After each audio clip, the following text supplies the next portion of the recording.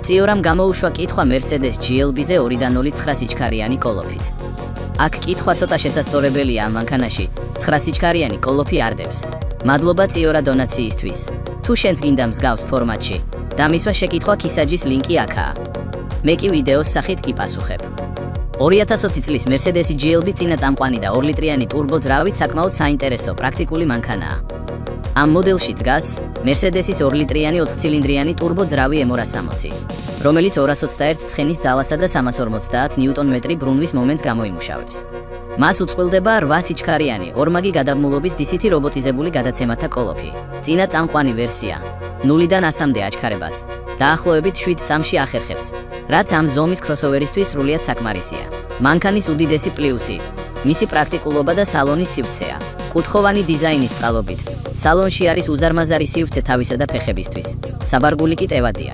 ინტერიერი აღჭურვილია ხარისხიანი მულტიმედიის ულამაზესი ორმაგი ეკრანით, რომელიც დღესაც ძალიან თანამედროვედ და მდიდრულად გამოიყურება, ხმის იზოლაცია კი საკმაოდ კარგ დონეზეა შესრულებული. წინაწამყვანი ვერსია ტრასაზე და ქალაქშიც ბევრად ეკონომიურია, ვიდრე სრული ამძრაობის მქონე მოდელები და მისი წვა საშუალოდ 10 ლიტრის ფარგლებში მერყეობს.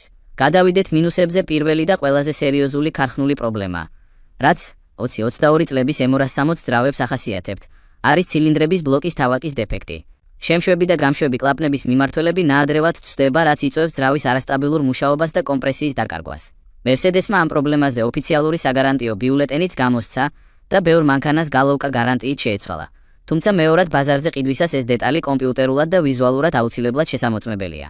მეორე ნიუანსი 8 სიჩქარიანი რობოტიზებული კოლოფია. ის ძალიან სწრაფად და შეუმჩნევლად რთავს სიჩქარეებს მოძრაობისას, თუმცა დაბალ სიჩქარეებზე საცობებში ნელი სიარულისას ან უსწორმასწორო გზაზე დაძვრისას შეიძლება ჰქონდეთ მცირე ბიძგები, რაც ამ ტიპის კოლოფების ბუნებრივი ხასიათია და არა გაფუჭება, თუმცა შეჩევას მოითხოვს. ეს კოლოფი ძალიან გრძნობიარეა ზეთის ხარისხისა და დროული შეცვლის მიმართ.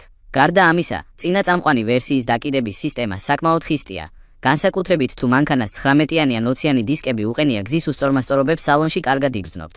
ელექტროობის მხრივ პირველი წლების მოდელებს ხშირად ჰქონდათ მულტიმედიის სისტემის პროგრამული ჭედვები ან უკანა ხედვის კამერის დროებითი გათიშვა, რაც ძირითადად პროგრამული განახლებით სწორდება. ეს მანქანა არის კომფორტული და ძალიან პრაქტიკული საოჯახო მანქანა, რომელიც თანამედროვე ტექნოლოგიებითაა აღჭურვილი. თუმცა, იმისთვის რომ მან იმედები არ გაგიცრუოთ, ყიდვამდე უმნიშვნელოვანესია ძრავის საფუძვლიანი დიაგნოსტიკა. გადავიდეთ თქვენი კითხვის იმ ნაწილზე, სადაც საიმედოობას კითხულობთ.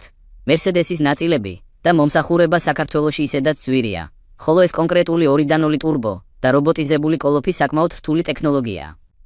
ზემოთ ხსენებული გალოვკის ქარხნული დეფექტი კი იმას ნიშნავს, რომ თუ წინა მფლობელს ეს პრობლემა გარანტიით არ აქვს მოგვარებული, ნებისმიერ დროს შეიძლება ძალიან სერიოზულ და ძვირადღირებულ პრობლემებში მოხვდე. ამ ბიუჯეტში საიმედოობის კუთხით ბევრად უფრო უსაფრთხო და გამძლე ვარიანტები არსებობს, რომლებიც წლების განმავლობაში ბევრად ნაკლებ ყურადღებასა და ნერვებს მოითხოვენ და მეორად ბაზარზე ფასადს უკეთ ინარჩუნებენ. ეს მანქანა იმ შემთხვევაში ღირს მის ფასად, თუ შენთვის საიმედოობაზე წინ დგას იმიჯი, პრესტიჟი, სალონის თანამედროვე ტექნოლოგიები და გამორჩეული ვიზუალი. GLB გაძლევს ნამდვილ პრემიუმ შეგრძნებას, კარგ ეკრანებს, ბრენდის სახელს და იმაზე ბევრად დიდ პრაქტიკულ სივრცეს, ვიდრე სხვა კონკურენტები.